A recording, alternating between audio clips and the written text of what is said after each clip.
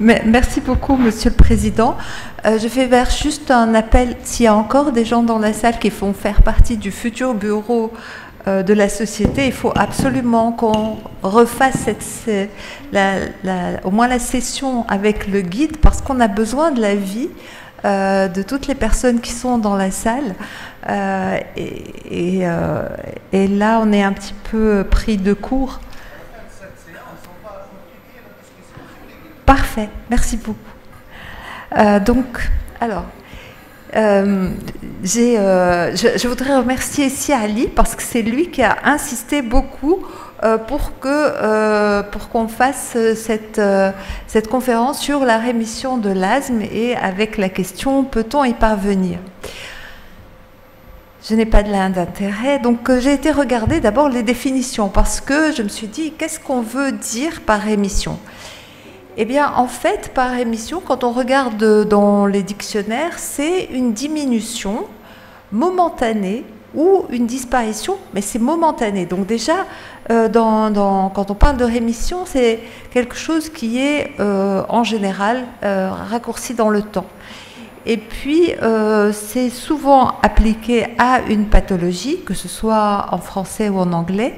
Et disons qu'en médecine, la rémission, c'est une période pendant laquelle la maladie est peu ou pas active du tout, que ce soit spontanément ou que ce soit sous l'effet d'un traitement. Donc déjà, ça remet en place la rémission qui n'est pas une guérison. Une rémission, c'est le fait que le patient va aller bien. Après, tout le reste, ça se discute. Donc, quand on veut évaluer l'activité d'une maladie, on doit avoir des marqueurs objectifs. On ne peut pas parler de rémission sans avoir des marqueurs objectifs. Et donc, ces marqueurs peuvent être soit cliniques, soit fonctionnels, soit biologiques, soit d'imagerie. La particularité de l'asthme, c'est que déjà, on observe beaucoup de rémissions spontanées, particulièrement dans l'asthme de l'enfant. Donc on a déjà une maladie qui a tendance à s'améliorer spontanément et avec une disparition des signes au moment du passage à l'adolescence. En plus, c'est une maladie qui est spontanément variable. On va avoir des moments où les patients vont être très malades et des moments où ils vont être très bien. De toute façon, ça fait partie du cycle de l'évolution de la maladie. Donc là, on est sur ce qui est spontané. Et puis, on se dit, oui, mais la rémission, pourquoi est-ce qu'on a été toujours très modeste dans nos objectifs? On n'a jamais parlé de rémission, on était toujours sur le contrôle. Qu'est-ce qu'on pourrait mettre comme cible thérapeutique qui soit une vraie cible, très optimiste, qui aille loin avec de grands objectifs forts pour nos patients, comme le font les neurologues ou les rhumatologues pour leurs maladies chroniques. Alors, qu'est-ce qu'on peut évaluer dans l'asthme et qu'est-ce qu'on voudrait faire disparaître pour nos patients? Il y a les symptômes, il y a les exacerbations, il y a le déclin accéléré de la fonction respiratoire, malheureusement, il y a l'inflammation, il y a le remodelage bronchique, il y a les effets indésirables du traitement. Donc tout ça, ce sont des choses qu'on voudrait, nous, voir disparaître pour que nos patients aient une vie normale et une qualité de vie normale, et surtout qu'on fasse tout ça sans risque futur. Et c'est ça qu'il faut, sur lequel je voudrais insister d'emblée, c'est très bien de faire disparaître les symptômes, les exacerbations, mais il faut garder en tête qu'on doit tenir compte des risques futurs et donc ne pas se précipiter à arrêter les traitements sous prétexte de faire plaisir à nos patients et nous faire plaisir à nous. Donc je vais commencer par une diapositive où on suit l'évolution d'une cohorte de patients qui a commencé à être suivie quand elle était enfant, vers l'âge de 6-8 ans, qui a été ensuite revue en adulte jeune, fin de l'adolescence, et après entre 30 et 40 ans. Qu'est-ce qui s'est passé? Eh bien, quand on regarde pour les auteurs, il y avait une rémission sans traitement, donc il y avait dans leur définition 50% à peu près des patients qui étaient en rémission, sans traitement.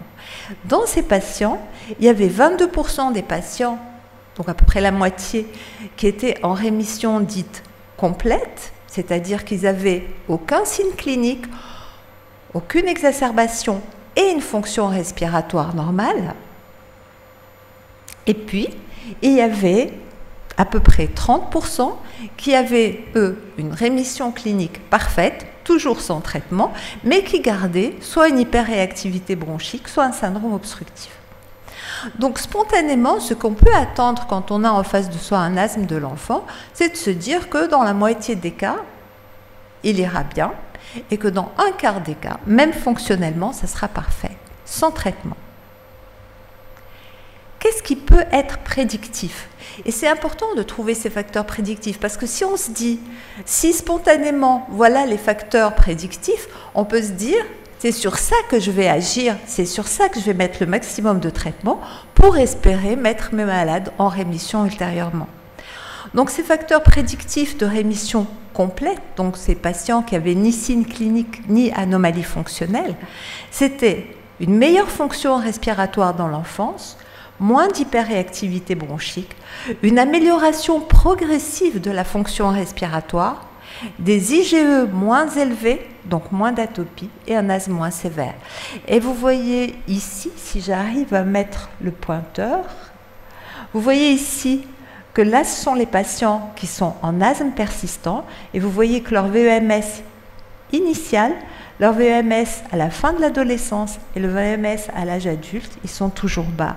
Alors que ceux qui sont passés en rémission, non seulement ils avaient un meilleur VEMS de départ, mais c'est en plus un VEMS qui allait en s'améliorant.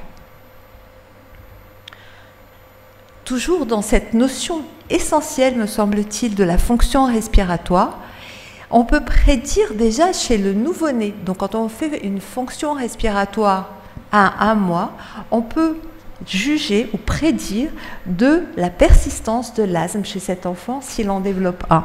Et vous voyez ici, si je le trouve, donc là, l'asthme en rémission, donc c'était des enfants qui à 1 mois avaient la même fonction respiratoire que ceux qui n'ont jamais fait d'asthme, alors que ceux qui ont fait un asthme qui allait persister, ils avaient un VEMS plus bas et ça a un odds ratio de 5 fois. Ça veut dire qu'ils multiplient par 5 le risque de développer un asthme qui sera persistant. Et ça, pour moi, c'est important parce que ça veut dire qu'il ne faut pas qu'on ait des enfants qui naissent avec une mauvaise fonction respiratoire, ni qu'on permette d'avoir une mauvaise fonction respiratoire au cours de la croissance, surtout très précocement. Donc il faut faire vraiment très attention.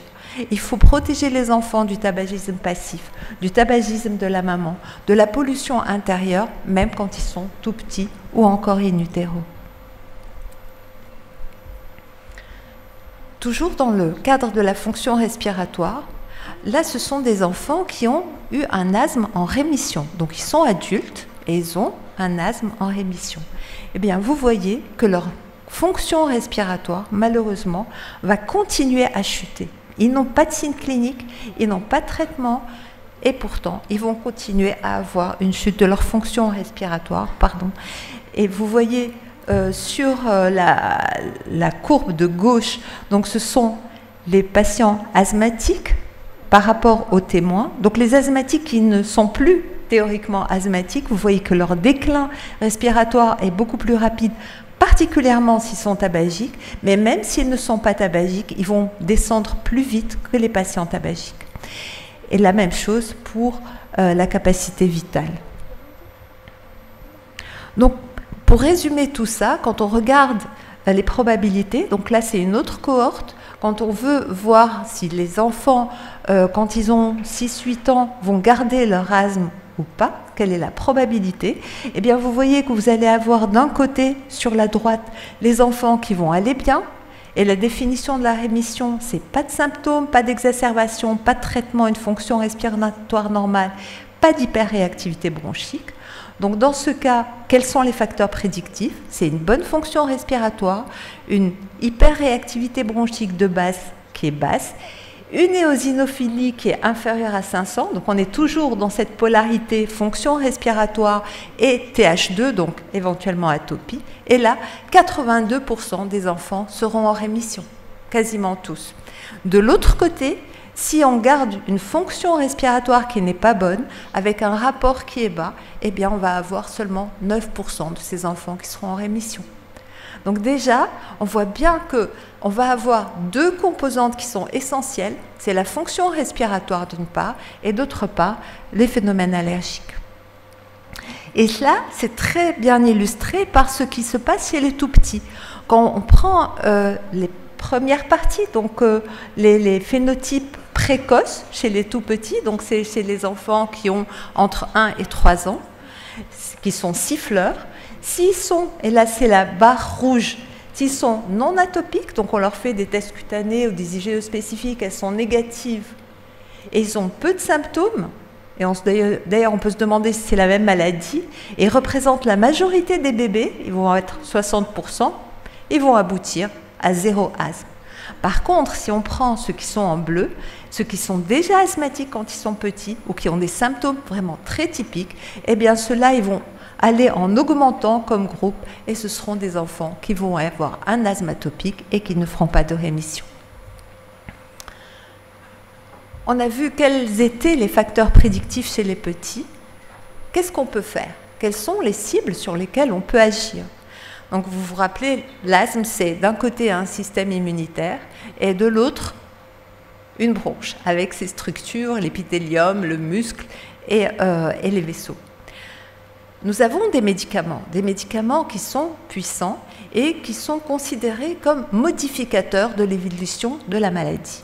On en a trois groupes, les corticoïdes inhalés, l'immunothérapie allergénique et les biothérapies. Ce sont les 3 médicaments qui peuvent modifier les choses. J'aime beaucoup ce travail parce qu'il montre que la persistance de la rémission, donc là ce sont des enfants qui sont entrés en rémission, et la question est, est-ce qu'ils vont rester en rémission ou bien est-ce qu'ils vont refaire de l'asthme? Eh bien ce qui détermine ça chez les enfants, c'est le fait qu'ils aient été contrôlés ou pas dans les 2 premières années de prise en charge. Ça veut dire quoi? Ça veut dire que si j'ai un bébé qui arrive, enfin un enfant qui arrive et qui fait de l'asthme, si d'emblée j'arrive à le mettre en asthme contrôlé, c'est-à-dire que j'arrive à être efficace et que ça dure pendant 2 ans, eh bien cet enfant, il aura toutes les chances d'être en rémission, longtemps. Alors que si je fais attention, et là ça vient à l'encontre des recommandations, des doses minimales de traitement, faites attention, si j'essaye et que les parents ne sont pas observants avec leur façon d'arrêter régulièrement les traitements, eh bien là, le risque de persistance de la rémission disparaît et ce sont des enfants qui vont refaire de l'asthme. Donc c'est fondamental, il faut traiter et il faut traiter bien. Pourquoi ? Alors vous voyez ici le remodelage. Donc ça, ce sont des enfants biopsiés à moins de 2 ans. Ce sont des enfants qui ont entre 18 mois et 2 ans, qui sont asthmatiques et qui ont qui ont subi une fibroscopie parce qu'ils avaient un asthme sévère. Les biopsies, elles montrent que déjà à cet âge-là, ils ont un remodelage, et un remodelage massif. Vous voyez ce qu'il y a en violet, ce sont les fibres musculaires et l'inflammation, et ils ont une très grosse masse musculaire et beaucoup d'inflammation. Comment est-ce que je peux lutter contre ça? Alors, ça c'est intéressant. Quand on prend une souris qui n'était pas allergique, qu'on lui met des acariens, après une sensibilisation, eh bien on va avoir tout de suite une inflammation et un remodelage. Donc les acariens seuls peuvent induire le remodelage quand les souris sont sensibilisées, un remodelage et une inflammation.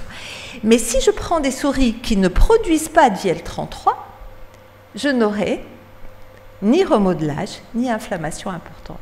Donc il y a 2 parties là qui sont importantes. D'un côté, l'allergie et d'autre, la cytokine. Donc est-ce que l'immunothérapie allergénique, c'est intéressant?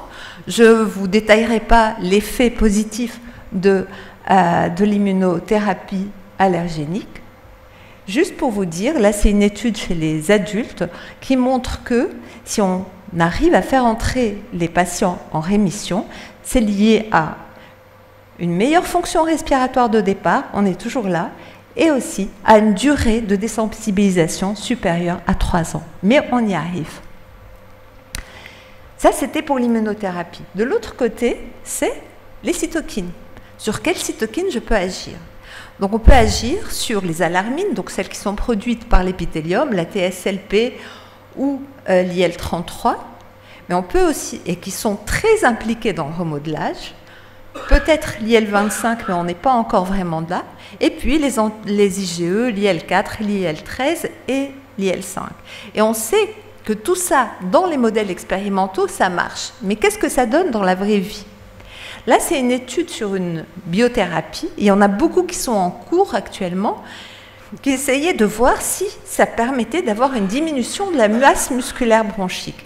Bien, vous voyez là qu'après une certaine période de traitement, on va avoir, vous voyez la comparaison avant-après, on va avoir une baisse de la masse musculaire qui est retrouvée sur la biopsie bronchique par rapport à ce qui est observé chez le placebo, et c'est significatif. Donc effectivement, les cytokines, ça peut marcher. Ça va nous mener à la biothérapie dans l'asthme sévère, où actuellement tout le monde parle de rémission sous traitement. Quels sont les critères?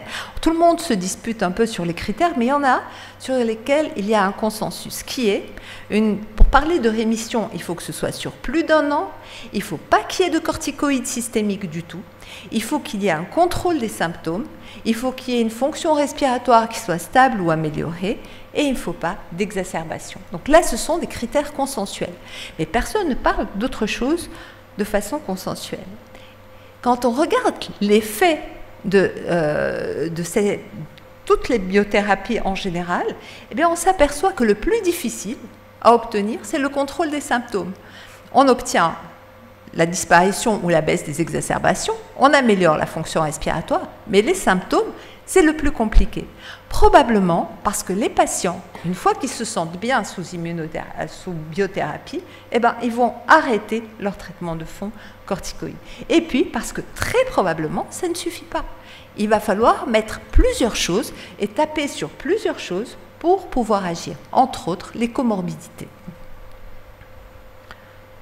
Combien de rémissions complètes on peut espérer sous biothérapie avec les critères qu'on a discutés? Eh bien, quand même, 35% en moyenne. Donc, c'est quand même quelque chose d'important de se dire qu'on va avoir un tiers de nos asthmatiques sévères qui vont aller bien, qui ne vont plus avoir besoin de corticothérapie orale, qui vont avoir une bonne fonction respiratoire et pas de symptômes. Est-ce que c'est valable aussi chez les enfants? Eh bien là, c'est encore plus intéressant parce que ce sont des enfants chez qui on a arrêté la biothérapie. La biothérapie, c'est l'anti-IgE, puisque c'est celui sur lequel on a le plus de recul chez l'enfant. Et vous voyez que tout ce qui est en violet, eh bien, c'est la disparition de tous les symptômes. Donc on est en rémission alors que les patients ne prennent plus de biothérapie. Et vous voyez que donc le cercle intérieur, c'est après 1 an d'arrêt, le cercle moyen, c'est après 2 ans d'arrêt, et le cercle extérieur, c'est 3 ans. En gris, on ne sait pas ce qu'ils sont devenus. En violet, ils sont absolument en rémission. Et en noir, c'est un patient qui a repris son traitement. En vert, c'est reprise, ils ne sont pas contrôlés, mais n'ont toujours pas d'omalizumab. Bien, vous voyez que chez à peu près 20% des patients, malgré l'arrêt de la biothérapie, ces patients sont encore en rémission au bout de 3 ans. Donc, si on veut atteindre cette rémission, quels sont les critères que l'on doit poser? Puisqu'on a dit, si je parle de rémission, il faut que j'ai des critères. Ces critères, ça peut être des critères cliniques, pas d'exacerbation, pas de symptômes, pas de besoin en corticoïdes oraux. Pour les autres traitements, il faut qu'on discute. Pas de signes d'atopie. Dans les signes fonctionnels, là aussi, tout le monde travaille dessus, l'obstruction et la réversibilité, puisque la réversibilité, tant qu'on est là de la réversibilité, on peut faire des exacerbations. Mais ce dont personne ne veut parler, c'est l'inflammation. Or, c'est elle qui explique qu'on rechute dans l'asthme. Bien, cette inflammation qui est sous-jacente au remodelage, elle est responsable du risque futur. Et quels sont les marqueurs? On n'a pas de bons marqueurs. Le FeNO, moyen. L'hyperréactivité bronchique, moyen. L'éosinophilie sanguine, moyen aussi. Dans l'expectoration peut-être, mais seulement dans les TH2. Donc là, il faudrait qu'on arrive à avoir de bons critères. Et c'est pour ça que, désormais, dans les rémissions, il y a une définition qui est proposée pour pouvoir être appliquée à tous les types d'asthme, de l'asthme le plus léger de l'enfant à l'asthme le plus sévère, qu'il soit de l'enfant ou de l'adulte. Et ce qui va changer, c'est l'adjectif qui vient après. C'est-à-dire que, on va dire, premier objectif, rémission clinique sous traitement, plus de 12 mois. Et là, pas de symptômes, pas d'exacerbation, pas de corticoïdes oraux. Et le patient et le médecin étant d'accord pour se dire on est en rémission. Après, on peut avoir une rémission complète sous traitement. C'est tout ça et pas d'hyperréactivité bronchique et pas d'inflammation. Et puis on peut avoir la même chose sans traitement, une rémission clinique ou une rémission complète sans traitement. Et je trouve que c'est la meilleure définition que l'on puisse proposer, c'est-à-dire une gradation en fonction des objectifs qu'on peut atteindre et qu'on veut atteindre. Donc pour conclure, je pense qu'il faut que nous, pneumologues, on change notre objectif par rapport à l'asthme. Il faut qu'on soit ambitieux. Notre objectif, passer du simple contrôle à la rémission. Il faut qu'on propose à nos patients d'être en rémission. Pour ça, bien sûr, il va falloir qu'on définisse nos critères. Mais de tout ce qu'on a vu, la prise en charge doit être rapidement efficace et il faut agir très vite, surtout chez les enfants. Il faut améliorer la fonction respiratoire. On ne peut pas parler de rémission d'asthme avec une fonction respiratoire qui chute, et on l'a vu, quand les enfants, on avait fait un travail, quand les enfants ne sont pas compliants, on voit leur VEMS qui n'est pas stable, qui baisse, eh bien ce seront les enfants qui continueront à être sous traitement et il faut cibler l'atopie. Je vous remercie.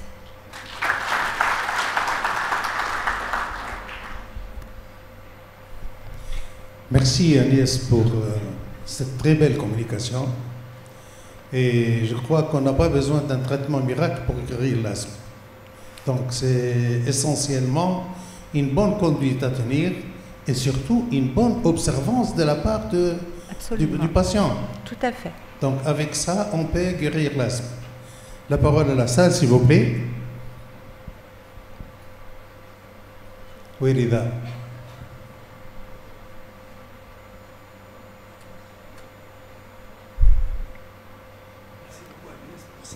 Excellente donc, communication. Ce que je voulais savoir, en fait, c'est une notion, on parle de plus en plus de la rémission. Une question, tu as bien répondu à la fin sur le délai. Est-ce qu'aujourd'hui, lorsqu'on parle de rémission, c'est un délai de 12 mois? C'est un délai minimum de 12 mois sur lesquels les gens se sont mis en consensus. Après, ça c'est par rapport aux biothérapies.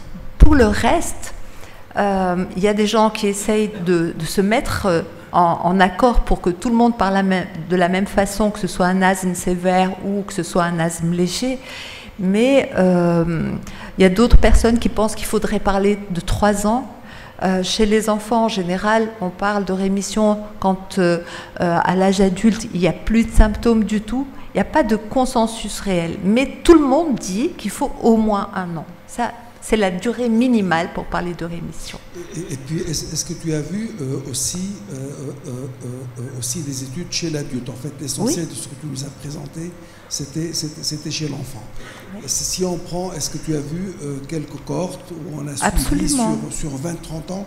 Absolument. Alors, c'est quoi les résultats? C'est pareil, tu as des cohortes qui ont suivi, je ne l'ai pas montré, mais il y a des gens qui ont suivi jusqu'à 60 ans et qui montrent qu'on peut avoir un asthme à 30 ans et ne plus être asthmatique à 60 ans. Et c'est toujours la même chose, c'est toujours la fonction respiratoire qui est le facteur essentiel. Autant chez l'enfant, c'est beaucoup l'allergie et la fonction respiratoire. Autant chez l'adulte, c'est vraiment, il faut améliorer la fonction respiratoire des patients. Il ne faut pas s'arrêter aux signes cliniques si on veut obtenir une rémission. Une toute dernière question, si nous avons le temps. Non, je n'ai pas le temps. Docteur Abdelhamid Guerrouch. Merci, Monsieur le Président. Alors, Agnès, vous avez montré une diapositive sur le suivi des malades où il y a fonction respiratoire. Il faut le mettre devant, je crois. Donc, la fonction respiratoire alors que la fonction respiratoire est très difficile à réaliser chez les tout petits, moins de 2 ans. Oui, en fait, c'était juste une étude pour voir quel était le facteur pronostic. Mais on sait déjà, par approximation, que si l'enfant est né prématuré ou s'il a un petit poids de naissance, on va avoir une mauvaise fonction respiratoire. Donc déjà, on peut faire des approximations par rapport à la taille et la prématurité des enfants. Donc dès qu'on peut faire une fonction respiratoire, c'est très intéressant. Alors, la deuxième remarque, c'est sur les yeux. Vous avez montré aussi que les yeux sont... On disait avant que les yeux ne sont pas nécessaires dans le bilan. Absolument. Ce serait intéressant de faire les yeux d'emblée pour tout à fait. C'est un facteur pronostic, absolument.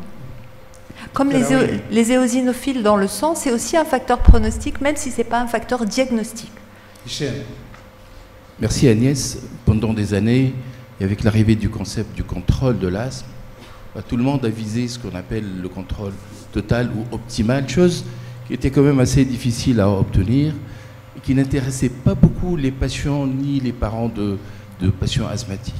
Là, avec ce nouveau terme de rémission, c'est un terme qui est vraiment accrocheur parce que absolument, tout le monde s'intéresse, surtout quand on est parent, pour savoir si son enfant gardera cet asthme ou pas. Oui. Et apporter le terme de rémission, ça donne de l'espoir. Alors qu'on sait aussi, ça on l'a tous fait, c'est donner de l'espoir aux gens, sachant que certains petits-enfants qui ont été des siffleurs à un moment donné, au moment de leur puberté, quand ils vont avoir un peu plus d'âge, ils seront certainement moins symptomatiques. Mais est-ce que tu penses que ce terme de rémission peut cacher ce qu'on sait sur l'asthme, c'est que c'est une maladie inflammatoire qui est chronique. Est-ce que tu penses qu'avec ce terme rémission, on peut parler réellement de guérison d'asthme? C'est ce que les gens attendent de nous. Il faut qu'on justement trouve un terme en arabe qui soit différent de beshibra, parce que beshibra, ça serait un mensonge. Puisqu'on a vu, mais il y a quand même 50% des enfants qui iront bien si on les soigne bien. Il faut qu'on trouve un terme en arabe pour dire aux parents, on va essayer tous ensemble d'aider l'apparition de cette rémission. Parce que c'est ça le but, c'est de dire, nous, on essaye de préparer au maximum le terrain. Ça, il faut qu'on y arrive. Et il faut que nous aussi, on soit très ambitieux. Et il faut qu'on arrive à expliquer suffisamment bien pour que les gens nous suivent sur le traitement. Et ça, c'est difficile. Le rêve des parents, c'est d'arrêter les sprays. Agnès, s'il te plaît, dans le même sens, est-ce que tu penses que dans notre réponse aux parents qui nous demandent toujours si l'enfant va être en rémission ou s'il va guérir, est-ce qu'on doit avoir une réponse nuancée entre les enfants allergiques et les enfants non allergiques? Et puis, est-ce que tu penses que c'est important? On voit beaucoup d'enfants sous corticoïdes inhalés pour une toux qui traîne sans pour autant qu'ils soient véritablement des asthmatiques avec des crises. Est-ce que tu penses que c'est une bonne chose pour la fonction respiratoire? Et dernière question, pour les asthmatiques, est-ce que l'arrêt du traitement en été est plutôt conseillé ou bien il vaut mieux le garder à faible dose pour ne pas perturber l'amélioration de la fonction respiratoire? Alors, tout à fait Alors, je vais essayer de reprendre à l'envers. Donc, pour la troisième réponse, on est de plus en plus réticents à arrêter le traitement l'été parce qu'immanquablement, ils font une exacerbation en automne et on sait combien les exacerbations vont redémarrer le cycle. Donc, vraiment, il faudrait sortir de cette histoire de j'arrête le traitement l'été. Par rapport aux enfants qui sont allergiques, c'est très nuancé, mais il n'y a pas de preuve définitive. C'est ça le problème dans tous les scores prédictifs de l'asthme. Ce n'est pas tous les enfants allergiques qui vont garder leur asthme et ce n'est pas tous les enfants non allergiques qui vont guérir de leur asthme.